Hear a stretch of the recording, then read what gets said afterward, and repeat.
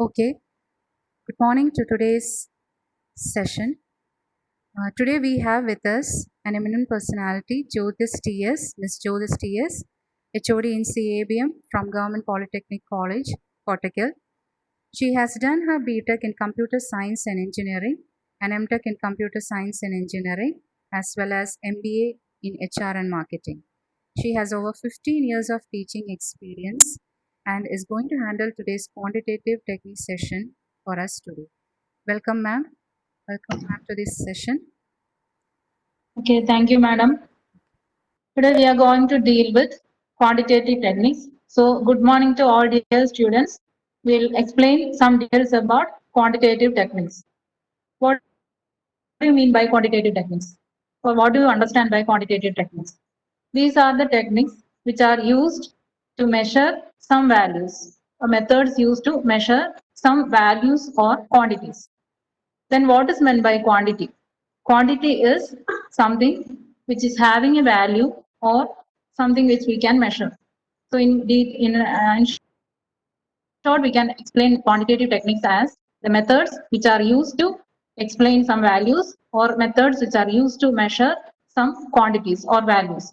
So in this subject, we'll be using statistics or we'll use quantitative techniques in statistics. So what do you know about statistics? What is statistics? Statistics is the method to get information from data. So we have, as we know, in today's world, we have a lot of data. Every day data is coming in huge amount. You might have heard about big data. Big data means there are so many data which are, we cannot predict anything from this data. So we have to do something to get information from this data. So that process is done by using statistics. So statistics is the method to get information from data. So it is a tool. I'll show you an example of data. This is a sample page. I want to, this is a sample which contains marks of 1,000 students of various subjects. I want to know or I want to find out how many students have scored below average marks. But it is not possible to get all these data from this data sheet, from this sheet. I cannot get the information from this sheet. So what should I do? I have to use some methods so that I can analyze these values and I can get how many students have scored below the average values. So to do this type of calculation, we can use or we can take the help of statistics. So statistics is data. We use in statistics, we use data, and data is used to get information. The data, what is the difference between data and information? Usually we tell data as raw things. We usually use vegetables, raw vegetables. Raw vegetables means vegetables which are not cooked. How will we use this? Only after cooking we can use the vegetables. So we have done a processing to the raw vegetables and we get something which we can use. Similarly, data is directly the raw data, we cannot use it directly. So we have to process it and make it or convert it into a useful form. That is known as information. So statistics is a tool for creating a value, a single value from lot of numbers, from a set of numbers. So that is the example I told. Here we have a large data sheet where you have different marks of different subjects of 1,000 students. So if I want to analyze this sheet, I want to get the marks of people or how many students who get marks below the average. I have to do something. I have to analyze this sheet. So we use statistics for this. So a simple definition, there are so many definitions given by different people.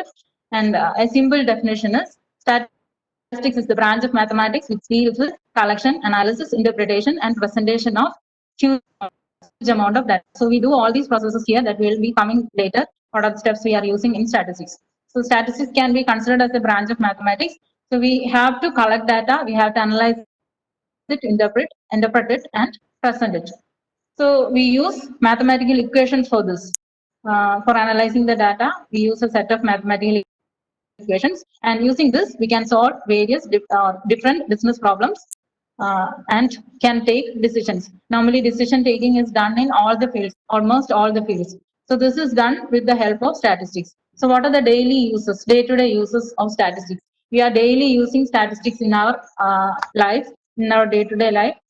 Usually we everyone, നമ്മൾ സാധാരണ എന്ത് ചെയ്താലും നമ്മൾ ഇതിന് മുമ്പുള്ള കാര്യങ്ങൾ നോക്കിയിട്ട് അതിന്റെ എക്സ്പീരിയൻസ് എന്താണോ അതനുസരിച്ചിട്ടാണ് നമ്മൾ ഡാറ്റ കളക്ട് അടുത്ത കാര്യങ്ങൾ ചെയ്യുക. So that is the type of statistics we are analysing.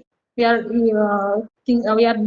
taking the values which are previous, we are comparing it with the previous thing and we are using. So mainly in all the fields, almost all the fields, statistics is daily used. These are some of the important fields. Not only this, there are several fields, almost all the fields use statistics. So these are some of the fields, top 10 fields where statistics is used. Let us see each one. First one is prediction. Prediction means we are telling something about the future and something about what is going to happen in the future. So based on what we face in our daily lives, we make predictions. Doctors make predictions, engineers, artists, everyone make predictions about the future events. Doctors use statistics to understand the future of the diseases. Then they predict the magnitude of a fever. They usually they tell that in rainy season we will have more fever. So how do they find out that? Last year rainy season there were so many people with fever. So they are predicting. They'll take the calculations of that, and that will be used to predict the things for the next year, for the coming year. So doctors use like that, and engineers use statistics to estimate the success of their ongoing project, etc. So all the fields, in all the fields, predictions are done with the help of statistics. Then in the case of quality testing is another important use of statistics in everyday life. When we want to purchase a product, നമ്മളൊരു product വാങ്ങാൻ പോയാൽ എന്താ ചെയ്യുക? ആദ്യം ആ പ്രോഡക്റ്റിന്റെ ഒരു sample എടുക്കും. Sample എടുത്തിട്ട് അത് മര്യാദയ്ക്ക് ശരിക്കും വർക്ക് ചെയ്യുന്നുണ്ടോ അന്ന് ടെസ്റ്റ് ചെയ്യും. ഒരു സാമ്പിൾ എടുത്ത് അത് ടെസ്റ്റ് ചെയ്തിട്ട് നമ്മൾ അതിന് നമുക്കത് ഓക്കെ ആണെന്ന് തോന്നിയാൽ മാത്രമേ നമ്മൾ വാങ്ങുള്ളൂ. So that is an example of statistics where we take a sample. ഒരു സാമ്പിൾ എടുത്തു, അത് ടെസ്റ്റ് ചെയ്തിട്ട് അതിന്റെ റിസൾട്ട് അനുസരിച്ചാണ് നമ്മൾ പിന്നെ അത് വാങ്ങണോ വേണ്ടയോ എന്ന് തീരുമാനിക്കുന്നത്. So on day-to-day basis, we conduct quality tests to ensure that our purchase is correct. So that we can get best results. Then in the case of weather forecasting, have you ever seen weather forecasting? Do you know how government does this weather forecasting? The main thing there is statistics. So statistics, the computers in the weather forecasting is based on statistical functions. So based on these statistical functions, the computation will be done by the computer to compare the weather condition of the pre-recorded with the pre-recorded seasons or previous seasons, and that is used to predict the weather. Appo government eppozhum statistics weather forecasting softwares are using. These softwares use statistics. So in the case of weather forecasting, we have statistics. Then preparedness, emergency preparedness. So statistics is also very helpful in emergency preparedness. So with the help of statistics, we can predict any natural disaster that may happen shortly. സാധാരണ അതിനുവേണ്ടി ഇപ്പം എന്തെങ്കിലും natural disaster ഉണ്ടാവാം. കഴിഞ്ഞ വർഷം നമ്മൾ പ്രളയം ഉണ്ടായി. So what will we do this year? This year we will calculate, we will create rescue teams, etc. based on the statistics prepared by the last year. So emergency cases, emergency situations prepare ചെയ്യാനും വേണ്ടിയിട്ടും statistics help you. So any natural disaster can be predicted and we can prepare for that natural disaster using statistics. Then another thing is prediction. Prediction കുറച്ച് കാര്യങ്ങൾ നമ്മൾ നേരത്തെ പറഞ്ഞു.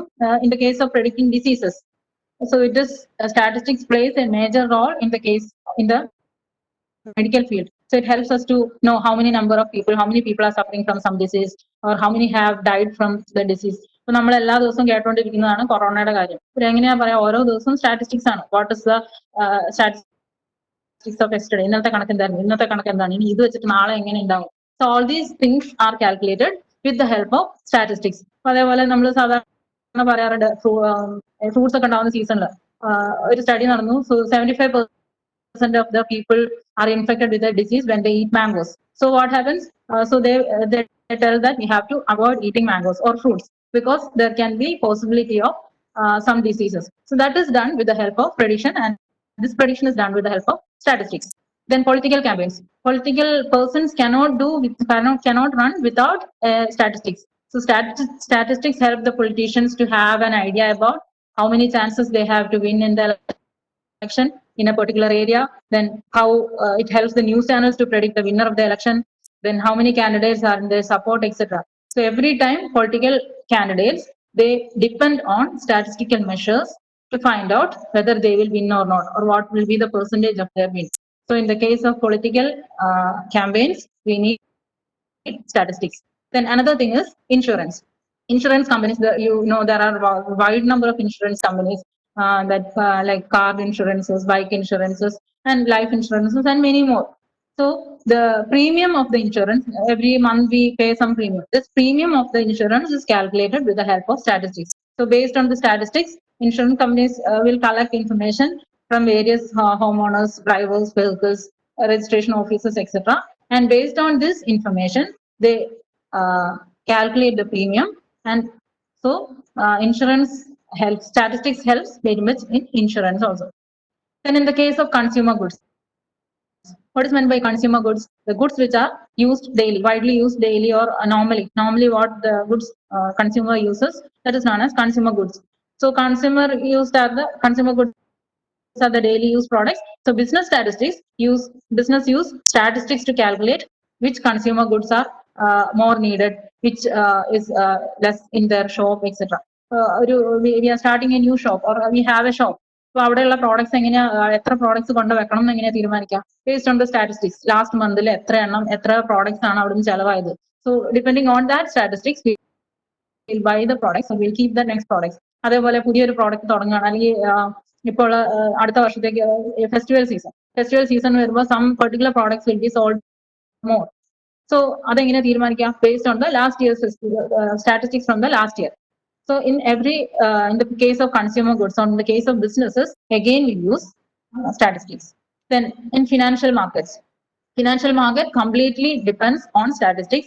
All the stock prices, stock exchanges, everything will be done with the help of, or calculated with the help of statistics. So it also helps the investor to take decision of the investment. നമ്മൾ ഏത് കമ്പനിയിൽ എങ്ങനെയൊക്കെ invest ചെയ്യണം എന്ന് തീരുമാനിക്കണം. എങ്ങനെയാണ് നമ്മൾ അതിന്റെ പ്രീവിയസ് കണക്കുകളൊക്കെ നോക്കും, എങ്ങനെയാണ് അവിടെ ചെയ്താൽ ലാഭം ഉണ്ടാവുമോ. So that also depends on statistics. So statistics, financial companies cannot work without statistics. Then the next one is sports. There are lots of uses of statistics in sports. So every sports require some statistics to make the sport more effective. So the sport person can get an idea about his performance, or his or her performance in the particular sports. Then we can find out how many participants, how many sports persons played better. All these things can be done with the help of statistics. So these are some of the uses of statistics in our daily life, and it does not limit in this. We have so many other uses which we use daily. So it is very important to study statistics. So next we will see what are the different stages, or what are the steps by which we can perform a statistical investigation. എങ്ങനെയാണ് ഒരു statistical investigation ചെയ്യുക, ഒരു statistical analysis ചെയ്ത് result കിട്ടുന്നത് എങ്ങനെയാണ് എന്നാണ്. So it's a long process. So we have various stages. The first stage is planning. How to plan or planning a statistical investigation.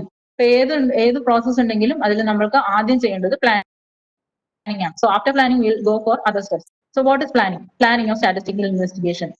If anything, if we plan correctly, then we will have best result at minimum cost and at minimum time.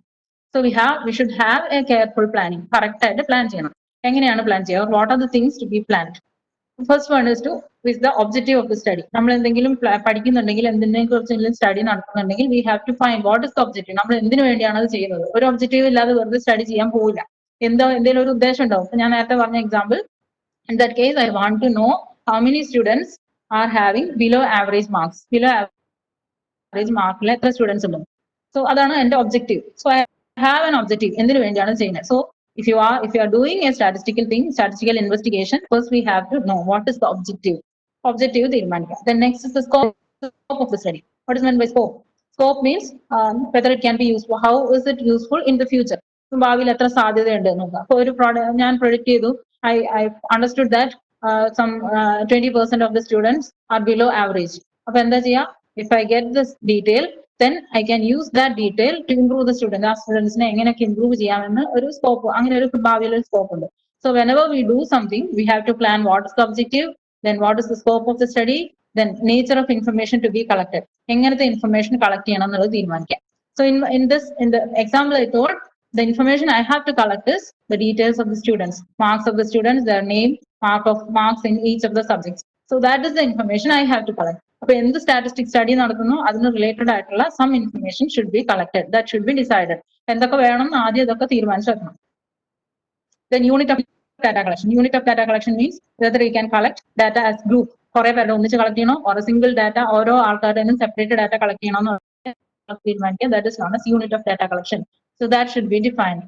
Then source of data collection. Source of data collection can be,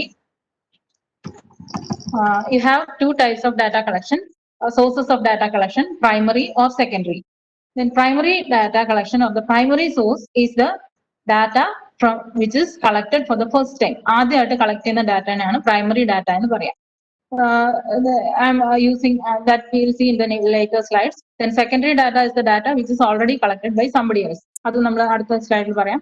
So we have to decide which data method, so which data source we should use for the statistical analysis. Then next is the method of data collection. Again, we have two methods of data collection. One is census method and the other one is sampling method. So that also we will see later.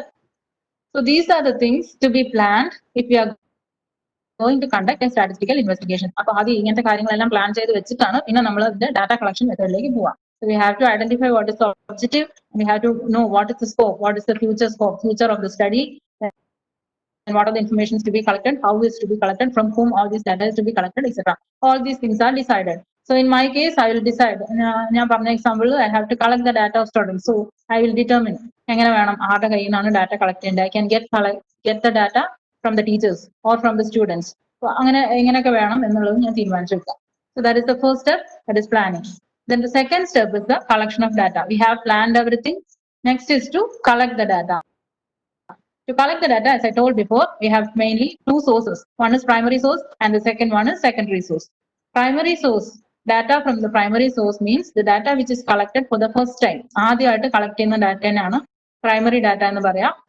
That is collected for the first time. It can be collected by different methods. ആദ്യമായിട്ട് collect ചെയ്യുന്നത് നമുക്ക് പല രീതിയിൽ collect ചെയ്യാം. It can be collected by using observation or by using survey or using experiments. Observation എന്ന് പറഞ്ഞാൽ we observe. The person who is collecting the data will observe. ഇപ്പോൾ health related ആയിട്ടുള്ള statistics ഒക്കെ ചെയ്യുകയാണെങ്കിൽ the person can go and observe the other people. മറ്റുള്ളവരെ ശ്രദ്ധിച്ചിട്ട് can collect information. അവരുടെ എങ്ങനെയൊക്കെയാണെന്നുള്ളത് വേണമെങ്കിൽ ഒബ്സർവ് ചെയ്തിട്ട് കളക്ട് ചെയ്യാം. അല്ലെങ്കിൽ use surveys or questions. Surveys are the questions. നമുക്ക് പല കാര്യങ്ങളിലും ഇപ്പൊ ഒരു പ്രോഡക്റ്റ് വാങ്ങിച്ചു കഴിഞ്ഞാൽ ആ പ്രോഡക്റ്റിനെ കുറിച്ചുള്ള ഡീറ്റെയിൽസ് അറിയാൻ വേണ്ടി they will be giving some questions or surveys, or somebody will be coming and asking you what is your idea or what is your opinion about this product, etc. So that is meant by survey. So we are going and asking, or either we are directly going and asking, or we are using some questionnaires or questions to get the data. That is survey. Then in the case of experiments, scientific experiments are done, or scientific data is mainly collected by using experiments. അപ്പോൾ പല രീതിയിൽ primary data collect ചെയ്യാം. So primary data is the data which is collected for the first time. ആദ്യമായിട്ട് collect ചെയ്യുന്ന ആദ്യമായിട്ട് പോയിട്ട് collect ചെയ്യുന്ന ഡാറ്റയാണ് പ്രൈമറി ഡാറ്റ എന്ന് പറയാം.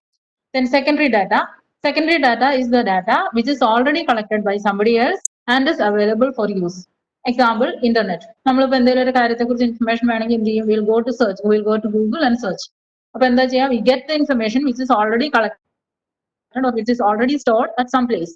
So internet is an example of secondary data collection. Internet പോയിട്ട് ഡാറ്റ എടുക്കാം. അല്ലെങ്കിൽ you can have different databases, internal databases.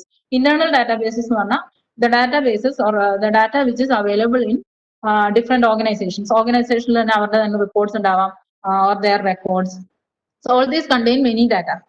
So we can use those data as secondary data. So data collection sources can be primary or secondary. Primary data source is primary data is the data which is collected for the first time, and secondary data is the data which is already collected by somebody else, and then we are using that data as our data.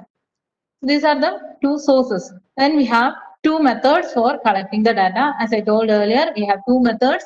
One is census method and the next is sampling method or sample method.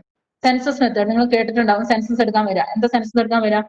Government will take the census. What they do, they will select so many persons and send them to all the houses. എല്ലാവരുടെയും വീട്ടിലെ ആൾക്കാർ വരും, എന്നിട്ട് അവിടുത്തെ കാര്യങ്ങളൊക്കെ ചോദിച്ച് മനസ്സിലാക്കും. That is census. ഇപ്പൊ സെൻസസ് എന്ന് പറഞ്ഞാൽ when we have so many people, we'll take data or we'll collect data from all the people. എല്ലാ ആൾക്കാരും data collect ചെയ്യുകയാണെങ്കിൽ that is known as census method. In the case of our example, നമ്മൾ പറഞ്ഞു സ്റ്റുഡൻസിന്റെ data collect ചെയ്യുന്നു. അല്ലെങ്കിൽ വേറെ example എടുക്കാം. From the students, I want to know how many students can understand my class. എന്റെ class എത്ര പേർക്ക് മനസ്സിലാവുന്നുണ്ട്. ഞാൻ എല്ലാ സ്റ്റുഡൻസിന്റെ അടുത്തും ചോദിച്ചിട്ട് അതിൽ നിന്ന് അവരുടെ കയ്യിൽ നിന്ന് ഡാറ്റ കളക്ട് ചെയ്യുകയാണെങ്കിൽ that is known as census method. Instead of that, if I cannot ask to all the students, so I'll select some people, random ആയിട്ട് സെലക്ട് ചെയ്യാം, അല്ലെങ്കിൽ എന്തെങ്കിലും ബേസിസ് വെച്ചിട്ട് I am selecting some people and I'm collecting data from this small sample. ഇപ്പൊ sample എന്ന് പറഞ്ഞാൽ എന്താ? It is a group, a small group from the whole population. എല്ലാ ആൾക്കാരും ചെറിയ ഒരു ഗ്രൂപ്പിനെ സെലക്ട് ചെയ്യുകയാണെങ്കിൽ that is known as sample. So data collection can be either using census method and sample method or sample method. In census method, we collect data from all the people, and in sampling method, we collect only data from only a small group of people. So you might have usually seen in the magazines like a survey result എഴുതാറുണ്ട്. അതെന്താ ചെയ്യുക? Sample എടുത്തിട്ടാണ് ചെയ്യുക. In that case, they do not ask to everyone. ഇപ്പൊ എന്തെങ്കിലും ഒരു current situation, current issue ഉണ്ടെങ്കിൽ അതിനെക്കുറിച്ചുള്ള ഇൻഫർമേഷൻ ആൾക്കാരുടെ നിന്ന് കളക്ട് ചെയ്തിട്ട് മാഗസീൻസിലൊക്കെ അവരത് മാറ്റർ ആയിട്ട് പബ്ലിഷ് ചെയ്യും. അപ്പൊ ഇത്ര പെർസെന്റേജ് ആൾക്കാർ ഇങ്ങനെ റെസ്പോണ്ട് ചെയ്തു എന്ന് പറയുന്ന നമ്മുടെ അടുത്തുനിന്നൊന്നും ഡാറ്റ ചോദിച്ചിട്ടില്ല. But they are taking a sample. എല്ലായിടത്തുനിന്നും പല പല ഏരിയ പല പല സ്റ്റേറ്റിൽ നിന്നോ ഡിസ്ട്രിക്റ്റിൽ നിന്നോ ഒക്കെ ഡാറ്റ എടുത്തിട്ട് അതിൽ നിന്ന് ഒരു സാമ്പിൾസ് ആയിട്ട് എടുത്തിട്ട് അവരുടെ ഡാറ്റയാണ് കളക്ട് ചെയ്യുന്നത്. So data collection methods can be census method and sampling method. So this is the second step. After planning, we have to collect the data. Then after collecting the data, we have to edit the data. Next step is to edit the data. Editing means we have a large set of data. Korey data ഉണ്ട്. So there are chances of so many errors. Korey errors ഉണ്ടാവാൻ chance ഉണ്ട്. So what we have to do, we have to make sure that there are no errors in the data. For example, I have shown two tables here. See the first table. In the first table, the last column is missing. There is no data in the last column. So what happens? That is a data which is missing. So using this, I cannot analyze. So I have to remove that whole thing, that whole row. Our row remove. So this is a missing data. And another example of error is this one, the second table. See here, this is the table containing ages of people. See one, this third one is 127. No person can have an age of 127. So that is a mistake. Mistake, you have to avoid this type of mistakes. So 127 cannot be an age. So that is an error. So we have to remove that row. That is known as editing of data. So editing of data means removing all the errors. We have to make sure that there are no errors in the data sheet after it is collected. So these ഇത് മാത്രമല്ല, there can be many type of errors. എന്തൊക്കെ errors ഉണ്ടോ അങ്ങനത്തെ errors ഒക്കെ collect ചെയ്യാണ് editing of data, correct ചെയ്യാണ് editing of ഡാറ്റയിൽ ചെയ്യാം. So in the first case, the missing value is there, so that missing value, that row is avoided. Then the second case, we have an age which is shown as 127. That is not the correct data. And വേറെ ഒരു example പറയുകയാണെങ്കിൽ phone number. Usually phone numbers will have 10 digits. And when I collected data from the students, I got one or two values which are less than 10 digits. So what happens? That is an error. So we cannot take that data. We have to avoid that data. So that is meant by editing of data. We have to remove all the errors. So we have collected data, edited data. Then the next step is to present the data. So if we have the data as in many sheets, we cannot understand anything from that. So we have to present the data in some form which is understandable to the users or to the persons who are using it. So data can be presented in many ways. Either it can be represented as a text explanation, allengil can use tables, or you can use graphs or charts. Graphs use ചെയ്യാം, charts use ചെയ്യാം, tables use ചെയ്യാം. അപ്പോൾ this will be more easy. Instead of writing text or explanation-നെക്കാളും നമുക്ക് easy ആയിട്ട് മനസ്സിലാവുക ഒരു ചാർട്ടോ അല്ലെങ്കിൽ ഒരു ഗ്രാഫോ അല്ലെങ്കിൽ ടേബിൾ ആയിട്ട് represent ചെയ്യപ്പെടായിരിക്കും. So after editing the data, we have to present the data in the form of tables, graphs, or charts. So these are three examples. This is an example of a table, and this is an example of a chart, and this is a chart, and this is a graph. So we can have any type of representation, the table, any type of presentation of the data. ഇതൊരു particular ഒന്നുമല്ല, ഞാൻ just സാമ്പിളിന് വേണ്ടിയിട്ട് മൂന്നെണ്ണം എടുത്തിട്ടുള്ളൂ. Then the next step is to analyze the data. So now we have the table, data table ആയിട്ടോ chart ആയിട്ടോ നമ്മുടെ കയ്യിലുണ്ട്. ഇനി അതിനെ അനലൈസ് ചെയ്യണം. I have the table. ഇപ്പൊ നേരത്തെ ഞാൻ പറഞ്ഞു സ്റ്റുഡൻസിന്റെ മാർക്സ് ഒക്കെ I have a table ആയിട്ടുണ്ട്. ഇനി അതിൽ നിന്നൊന്നും മനസ്സിലായിട്ടില്ല. I have to understand this. So to understand this, I have to perform some analysis. This analysis is done with the help of different measures like averages, dispersion, correlation, skewness, regression, etc. So in your subject, you will be studying these things in the coming modules. അപ്പോൾ അടുത്ത 2-3 modules ഇതിനെക്കുറിച്ചാണ് എങ്ങനെയാണ് analyse ചെയ്യാന്നുള്ളതാണ് ഇത് വരുന്നത്. So these are some statistical measures, and here we use mathematical expressions to measure the data. Data measure ചെയ്യാൻ വേണ്ടി mathematical expressions ഒക്കെ use ചെയ്യും. We will come to that later. So you have to do the analysis. So analysis ചെയ്തു കഴിഞ്ഞു. Next is to interpret. Interpret the data. Analysis ഒക്കെ ചെയ്തു കഴിഞ്ഞു. We got analysis ചെയ്തു കഴിയുമ്പോൾ we will get a single value. കുറേ data എന്ന് we will get a single value. നേരത്തെ പറഞ്ഞു I have a sheet of data containing all the marks of all the students.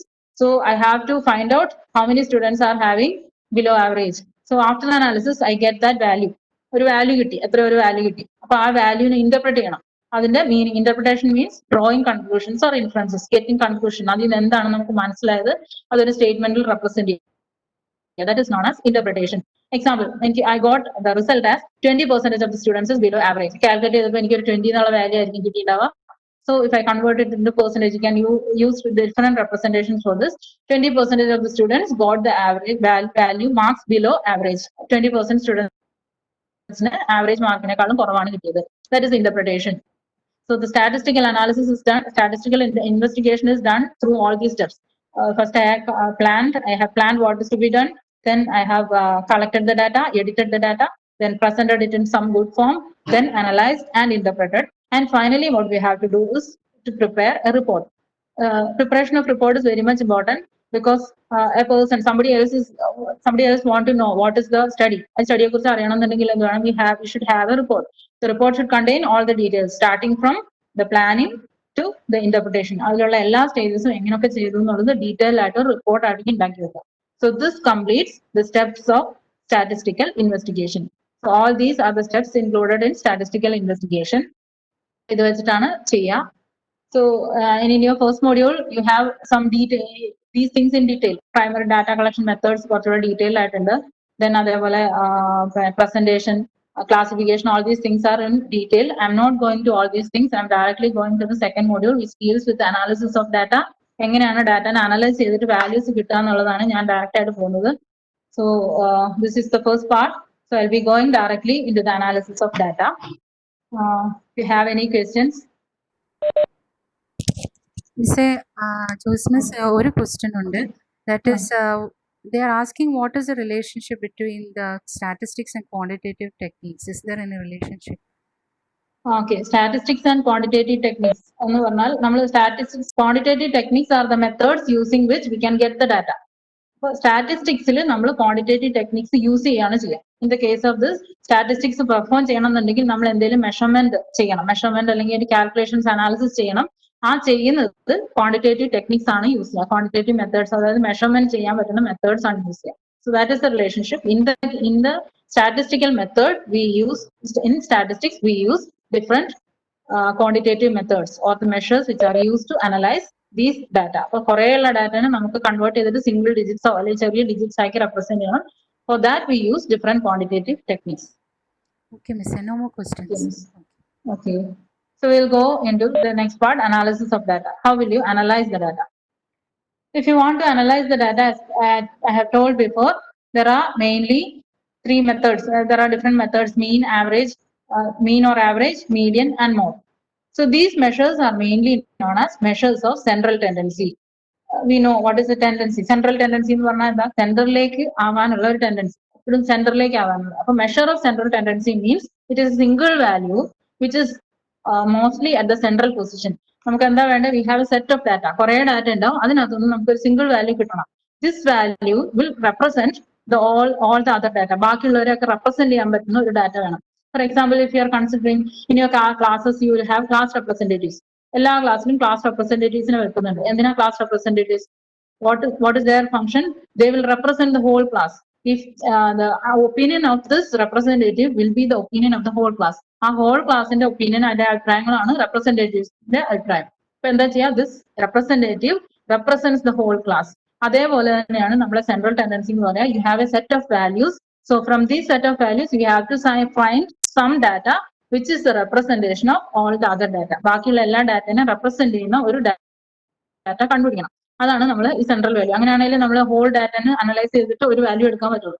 So that is known as, so അങ്ങനെയുള്ള മെഷേഴ്സിനെയാണ് central tendency എന്ന് പറയാം. So a measure of central tendency is a single value. You will get a single value which describes the set of data by identifying a central position within that set of data. അപ്പോൾ central പൊസിഷനിൽ identify ചെയ്തിട്ടുള്ള ഒരു ഏകദേശം central ആയിട്ടുള്ള ഒരു value analyse ചെയ്തെടുക്കുകയാണ് measures of central ടെൻഡൻസിയിൽ ചെയ്യാം.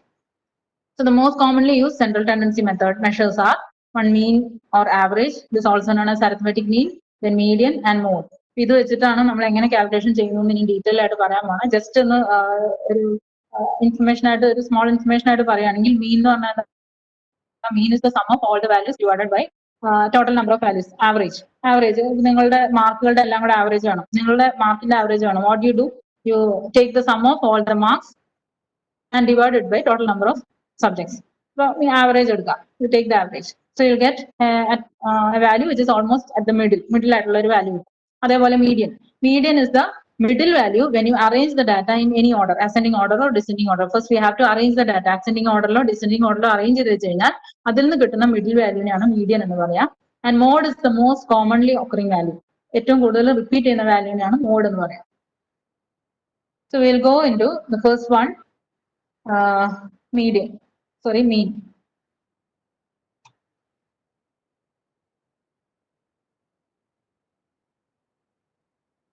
So we'll see how to calculate mean. As I told, arithmetic mean is also known as average. It is obtained by dividing the total value of all the observations divided by total number of observations. So for example, see here you have a sequence of numbers 5, 8, 10, 15, 24 and 28. We have to find the arithmetic mean of these numbers. How will you find the arithmetic mean? You can take the arithmetic mean as, you have to add all these numbers.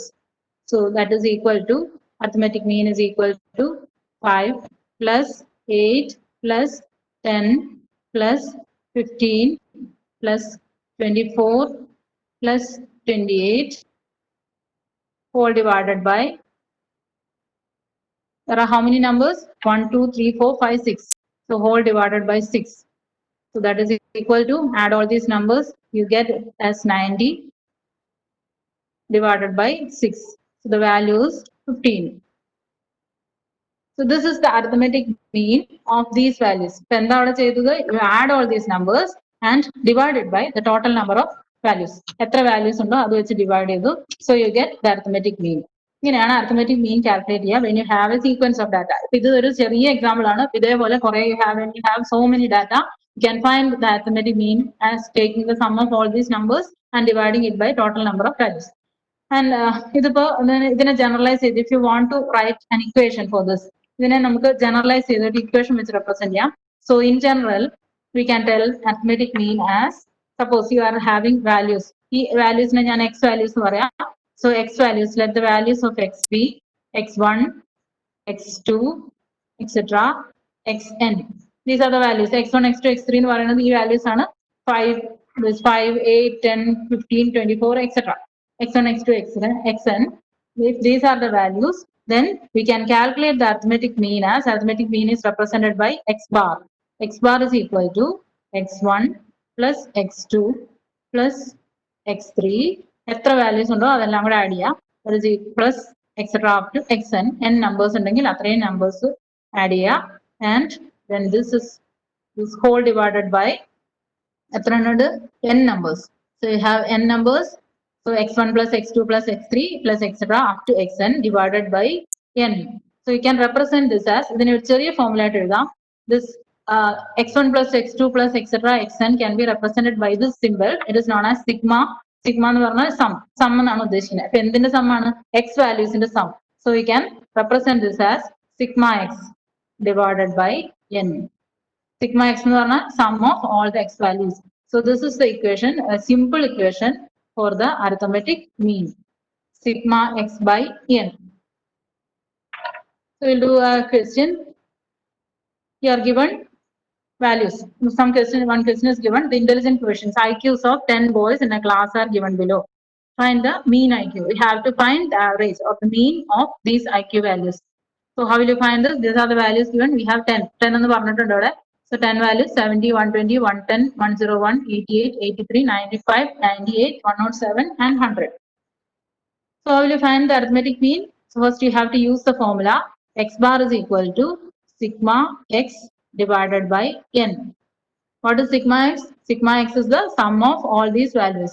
So sum, add all these values, 70 plus 120 plus 110 plus 101 plus 88 plus 83 plus 95 plus 98 plus 107 plus 100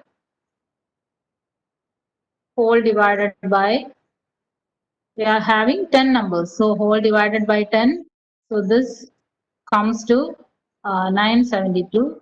972 divided by 10 is equal to 97.2. So the average value is 97.2. So this value comes to the almost to the center. Central value on the values represent in the number and average of these is known as is 97.2, which comes almost to the center. ഇങ്ങനെയാണ് simple മെത്തേഡിൽ arithmetic mean calculate ചെയ്യുക. ഇത് ഏറ്റവും simple ആയിട്ടുള്ള മെത്തേഡാണ്. Suppose you are given ഇങ്ങനെയല്ല, നമുക്ക് കുറച്ച് ഫ്രീക്വൻസീസ് തന്നിട്ടുണ്ടെന്ന് വിചാരിക്കും. Frequencies means how many times it is offering. ഒരു നമ്പർ എത്ര പ്രാവശ്യം ഓഫർ ചെയ്യുന്നുണ്ട് എന്നുള്ളതാണ് ഫ്രീക്വൻസീസ് വെച്ച് പറയുന്നത്. So I can represent, suppose you have X values, നമ്മളിപ്പോൾ പറഞ്ഞ പോലെ X values are X is equal to x1, x2, etc. up to xn, and we have frequency. This frequency is denoted by f as f1, f2, etc. up to fn. n frequency values ഉണ്ട്. ഇതിന്റെ meaning x1 f1 times offer ചെയ്യുന്നത്, x1 ഇത്ര പ്രാവശ്യം offer ചെയ്യുന്നുണ്ട്, x2 ഇത്ര പ്രാവശ്യം offer ചെയ്യുന്നുണ്ട്. ഇങ്ങനെയാണ് വാല്യൂസ് വന്നിട്ട് അരിത്മെറ്റിക് മീൻ കാൽക്കുലേറ്റ് ചെയ്യാൻ പറഞ്ഞതെങ്കിൽ you have to use the formula x bar is equal to f1 into x1. ഓരോ എഫ് എടുക്കുക, അതിന്റെ കറസ്പോണ്ടിങ് എക്സ് വാല്യൂ ആയിട്ട് മൾട്ടിപ്ലൈ ചെയ്യാം. f1 into x1 plus f2 into x2 plus etc. plus fn into xn whole divided by, ഇവിടെ divide ചെയ്യേണ്ടത് sum of the frequencies വെച്ചിട്ടാണ്. So whole divided by f1 plus f2 plus etc. up to fn plus fn. So this will be, ഇതിനെ നമുക്ക് ചെറുതാക്കി formula എഴുതാം. This is equal to sigma, എന്തിന്റെ സിഗ്മയാണ്? Sigma of f into x, fx divided by അടുത്തത് sum of the frequency, so that is sigma f, that is equal to, അപ്പോൾ നമുക്ക് ഇതിനെ ഈ ഫോർമുലേനെ വേണമെങ്കിൽ കുറച്ചുകൂടെ സിമ്പിൾ ചെയ്തിട്ട് എഴുതാം, സിംപ്ലിഫൈ ചെയ്ത് എഴുതാം. that is equal to sigma fx divided by sigma f നെ നമ്മൾ ക്യാപിറ്റൽ n വെച്ചിട്ടാണ് റെപ്രസെന്റ് ചെയ്യുക. Capital n means the total number of frequency, total value of frequency. Frequencies എല്ലാം കൂടെ ആഡ് ചെയ്ത വാല്യൂ ആണ് ക്യാപിറ്റൽ n എന്ന് പറയുക. so when you are given frequencies to calculate the arithmetic mean, you can use this formula. X bar is equal to sigma fx divided by n, where n is equal to sigma f. n is equal to sigma f means adding all the values of f1, adding all the values f1, f2, etc. f1. So this is the method to find out arithmetic mean when you are given frequency values. So we'll do a question with this. So you are given a question to find out the arithmetic mean. So the following is the frequency distribution of a number of telephone calls received in 1 minute intervals at an exchange. ഒരു എക്സ്ചേഞ്ചിൽ 1 minute interval, ഓരോ minute ഇന്റർവെല്ലിലും എത്ര calls വന്നു, ഒരു telephone എക്സ്ചേഞ്ചിൽ എത്ര calls വന്നു എന്നുള്ളതിന്റെ ഡിസ്ട്രിബ്യൂഷൻ ആണ് ഈ ടേബിൾ കാണിച്ചിരിക്കുന്നത്. You have to find obtain the mean number of calls per minute. ഒരു മിനിറ്റിൽ ആവറേജ് എത്ര കോൾ വന്നു എന്നാണ് കണ്ടുപിടിക്കേണ്ടത്. So what is the meaning of this? At the first minute, അതായത് ആദ്യം 0th മിനിറ്റിൽ 14 കോൾസ് വന്നു. Then first minute, ഒരു മിനിറ്റ് കഴിഞ്ഞപ്പോൾ അടുത്ത 21 കോൾ വന്നു. Then at the second minute you have 25 calls. Then third minute 43 calls etc. അപ്പോൾ ഓരോ സമയത്ത് എത്ര ഫ്രീക്വൻസി എത്ര എണ്ണം വന്നു എന്നാണ് ഈ ഫ്രീക്വൻസി കൊണ്ട് ഡിഫൈൻ ചെയ്യുന്നത്. So we have to find the mean number of calls per minute. ഒരു മിനിറ്റിൽ ആവറേജ് ആയിട്ട് എത്ര കോൾ വന്നു എന്ന് കണ്ടുപിടിക്കണം. ഏത് ഇക്വേഷനാണ് യൂസ് ചെയ്യുക? Since we have frequency, we have to use the equation x bar is equal to sigma fx divided by n. ഈ ഇക്വേഷൻ ആണ് നമ്മൾ യൂസ് ചെയ്യേണ്ടത്. കാരണം മറ്റേ ഇക്വേഷൻ യൂസ് ചെയ്യാൻ പറ്റില്ല. കാരണം എന്താ? മറ്റേ equation, that equation does not contain frequency. Since the frequency values are given, we have to use this equation sigma fx divided by n. So first we have to find sigma fx. Sigma fx ആണ് എന്താ ചെയ്യാ? Sigma fx is multiplying f values with the x values. ഞാനതൊരു table ആക്കി എഴുതാം. That will be easier. So I am writing the x values. Then the frequency values. First I will write like this. X values are 0, 1, 2,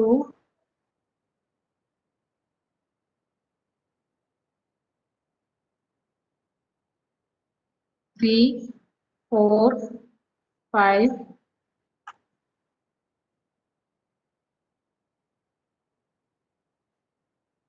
6, 7.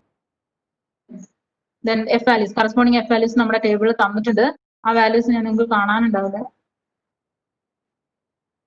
കാണാനില്ല എന്നാലും ഞാൻ ആ values എഴുതുകയാണ്. നമുക്ക് ടേബിളിൽ തന്നിട്ടുള്ള വാല്യൂസ് ആണ്. So these are the values given in the table. First, corresponding to 0, you have 14, then 21, then it is 25, then 43, then 51, 40, 39, and 12. These are the values given in the table. Table തന്നിരിക്കുന്ന values ആണ് ഞാൻ എഴുതിയിരിക്കുന്നത്. X values are given and F values are given. So what we have to do? We have to find out sigma fx.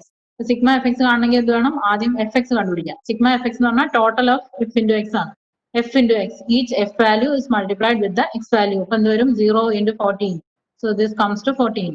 Then 1 into 21, it is 21. Then 2 into 25, 50. 3 into 43, it is 129. Then 4 into 51 comes to 204. Then 5 into 40 is 200. 6 into 39 is 236. And 7 into 12 is 84. And we have to use this in the equation. X bar is equal to sigma fx divided by sigma f അല്ലെങ്കിൽ n. So what is that? Sigma fx. Sigma fx is the sum of all these values. Total.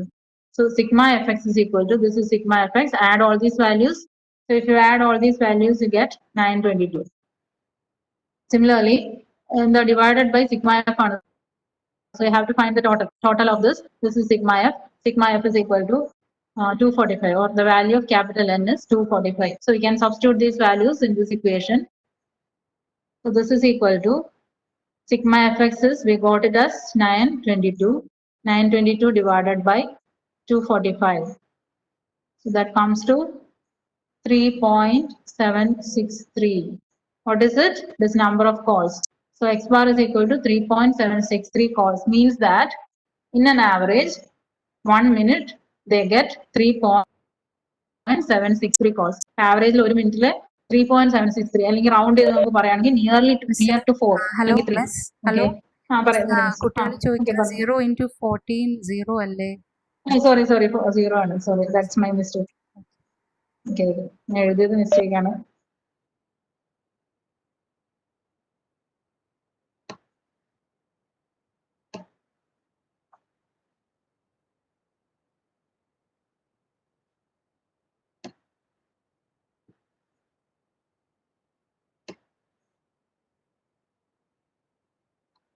So that is 0.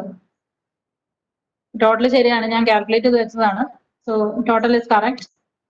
So it is 0, then 21. Okay, that is how you get. So this means that you get 3.763 values, 763 calls in an average per minute. ഒരു മിനിറ്റിൽ ഇത്രയും calls കിട്ടുന്നുണ്ട്. So that is how you calculate the mean or average when you are given frequency distribution. Frequency distributed തന്നിട്ടുണ്ടെങ്കിൽ you can use this formula and calculate like this. I think it is clear. So we will do another question. Suppose you are given a sequence of numbers. You have to find out the frequency. You are given a question. Following are the wages of 70 workers. Tabulate them by taking class intervals of size 10. This means that there are 70 workers. അവരുടെ 70 workersന്റെ wages ആണ് ഇതിനകത്ത് തന്നിട്ടുള്ളത്.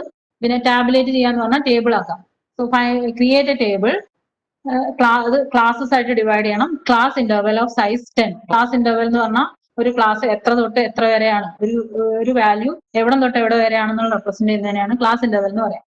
So we have to make it as class intervals. ഓരോ class ഇന്റർവെലിന്റെ size 10 സൈസിലുള്ള class intervals ഉണ്ടാക്കണം. അതിലാണ് ഇവിടെ ചെയ്യേണ്ടത്. അപ്പൊ ഇവിടെ നമുക്ക് ആകെ വാല്യൂസ് മാത്രമേ, എക്സ് വാല്യൂസ് മാത്രമേ തന്നിട്ടുള്ളൂ. We have to find the frequency. Frequency എന്ന് പറഞ്ഞാൽ എന്താ, ഓരോന്ന് എത്ര പ്രാവശ്യം ഒക്കർ ചെയ്യുന്നു എന്നുള്ളതാണ് കണ്ടുപിടിക്കുന്നത്. So we have here we can use so I'll do the class interval. നമുക്ക് class interval കണ്ടുപിടിക്കണം. So എങ്ങനെയാണെന്ന് പറയാം. So first I'll see the class interval.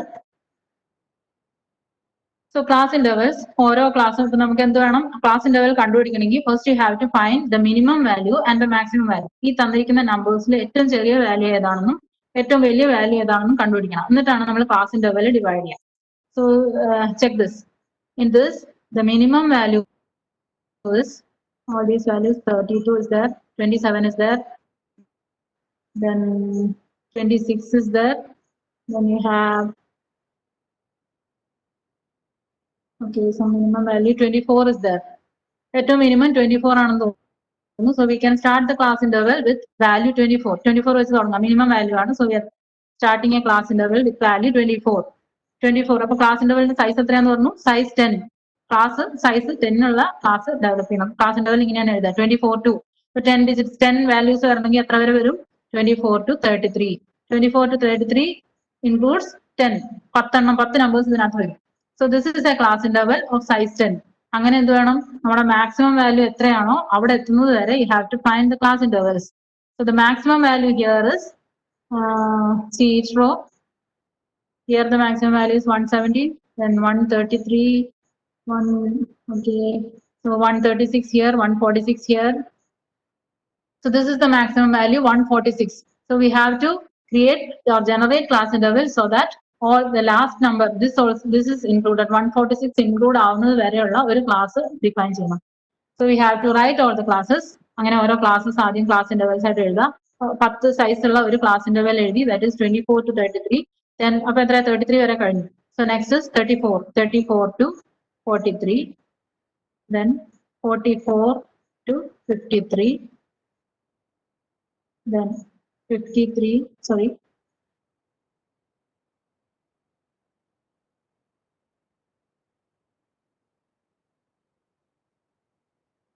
54,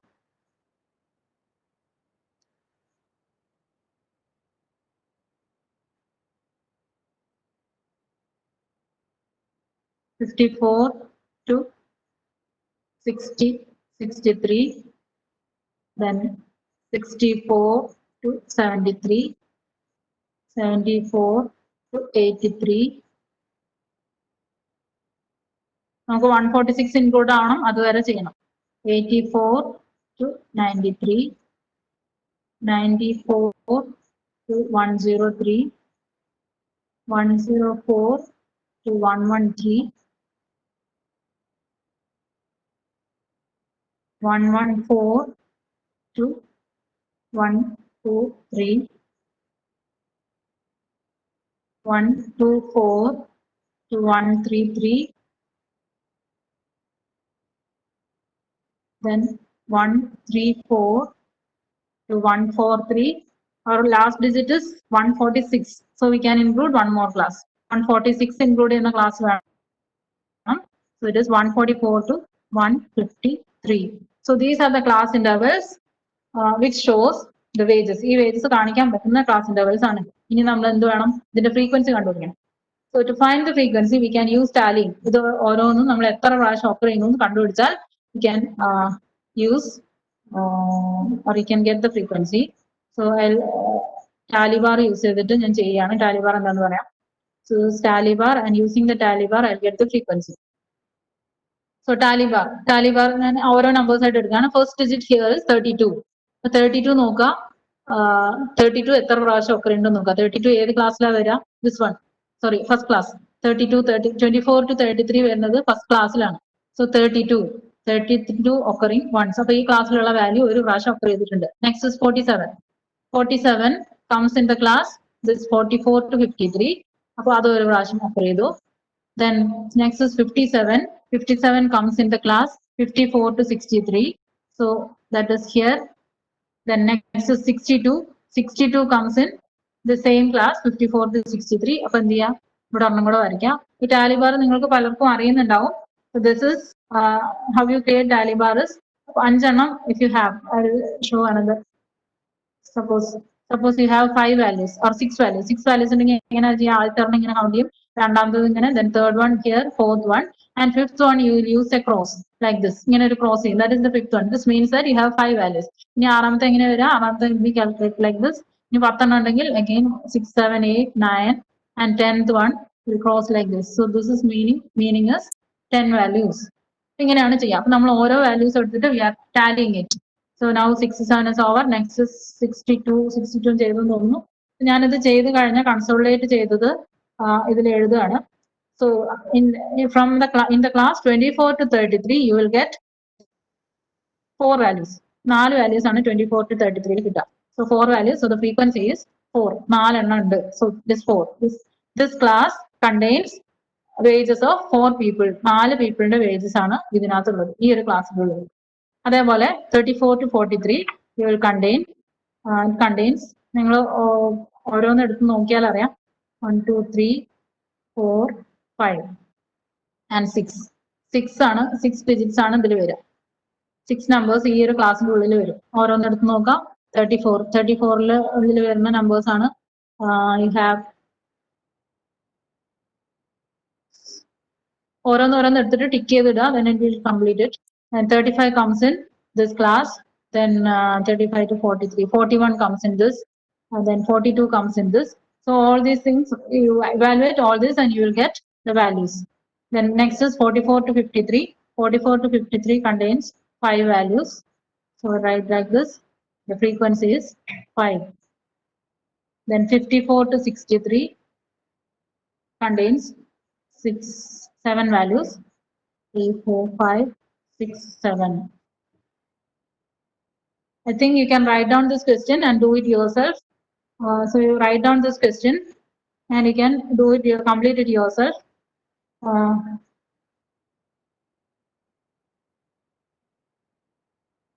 So do it yourself.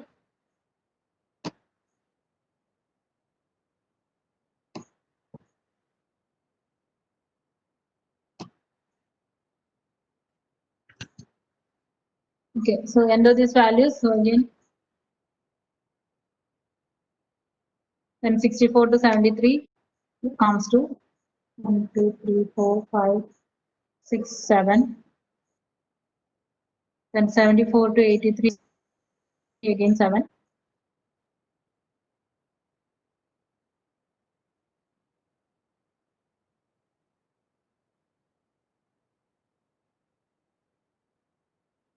Then 84 to 93 it contains, this includes 11 values. So 5, 10 and 1. So 11. Then 94 to 103, 8, 5, 6, 7, 8, 8. Then 104 to 113 contains only 3 values. So it is 3. Then 114 to 123 includes 5 values. So this is 4, 5. Then 124 to 133 includes again 5 values. So this 5. 134 to 143, 1 value is only included, and here 1. So next one also 1. So this 1. So this is the frequency table. So we are not given the frequency, but we calculated the frequency from the given set of numbers. So if you are given set of numbers, you have to create a tally bar. You have to count how many times it occurs and include in each class. And we can do it. So this is the frequency, and using this we can use, if you are asked to find the average, but average കാണാൻ പറഞ്ഞാൽ എന്താ ചെയ്യുക, you have to use the formula and calculate the average value. So frequency sigma x കാണാൻ, sigma f x കാണാൻ, sigma f കാണാൻ വേണ്ടി ഈ frequencies എല്ലാം add ചെയ്ത് കഴിഞ്ഞാൽ you will get. ഈ ക്ലാസ് ഇന്റർവെൽ വരുമ്പോൾ എങ്ങനെയാണ് പിന്നെ എക്സ് വാല്യൂ കാൽക്കുലേറ്റ് ചെയ്യേണ്ടതെന്ന് പറയാം. വേറൊരു ക്വസ്റ്റ്യൻ വെച്ച് ഞാൻ പറയാം. So I think all this clear. This is clear. Any doubts?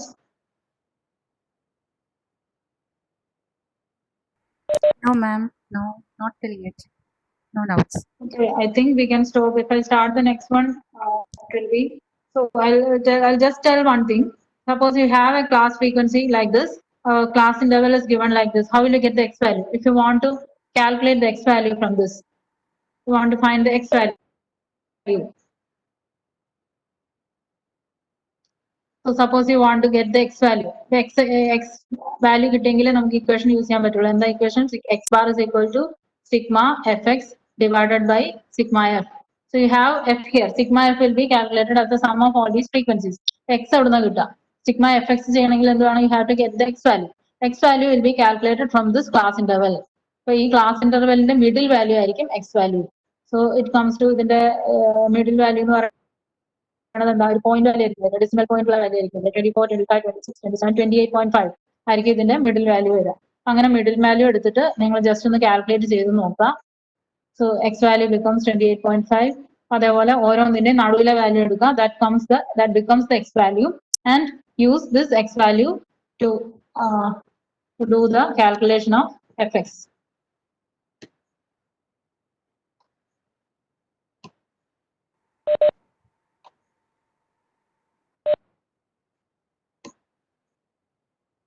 So you can calculate fx by using the x into f into x, and that can be substituted inside the equation.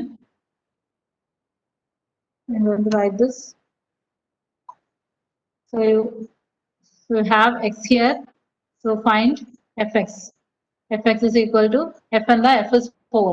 Then 4 into 28.5. You will get the x value here. Similarly, calculate all the x values and you get the sum of sigma fx, and you can divide it. You get the value. I think you can do it as a homework. Hope you have written this question. Do it as a homework and calculate the mean value of the wages. Hope there is no doubts. No doubts. Yeah, no doubts. കുഴപ്പമില്ല, എല്ലാവർക്കും മനസ്സിലായെന്ന് തോന്നുന്നു. മനസ്സിലായെന്ന് തോന്നുന്നു. Okay, so we'll continue in another class with the remaining portions. So this is just the introduction of the mean. How will you calculate simple mean values?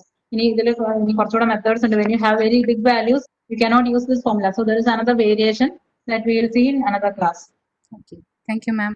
Thank you for the wonderful session in QT, and thank you to all the dear participants who have participated today for quantitative techniques class. Thank you. Okay, thank you. Thank you.